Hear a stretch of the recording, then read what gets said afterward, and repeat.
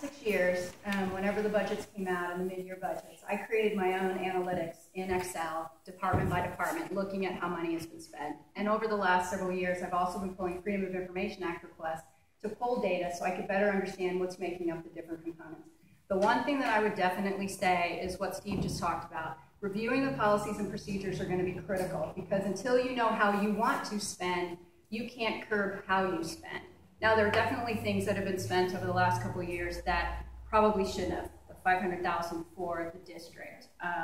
There are several other things that, the investigation against the mayor, certain things like that. If you've got appropriate policies and procedures in place that talk about what you spend, how you spend it, then those help to drive the discussions about what actually ends up being spent. And also knowing what costs what. Right now, the budgets are set up by department, but you can't drill down into those departments to figure out functionally what does Newtown Park cost, what does OC Park, and within those parks. All those different things are important, and that's why I'm looking for transparency, to be able to dig into those numbers and truly understand what's being spent, how it's being spent, and then looking at the policy. Only then can you really identify where your spending is not appropriate and appropriate. With the many residents that I talked to, almost more than 90% or 95% of them are happy with being in the city of Johns Creek. They're happy with the services being provided.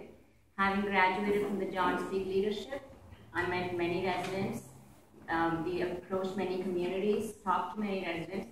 As a graduate of the CAPS program, from the Community Policing Academy, I've seen how hard our police force are working. And you sort of see how wonderful the city is. And it's not just happening because of the council. It's because we work together, the communities and the councils working together. The council hears your concern and tries to address it. If there's been back wastage in the past, I'm sure we've learned the lessons. We can move forward in a positive way, of course, with the community's input, to create a positive environment. And going back to the foundation of when the Johns Creek City was formed, the togetherness.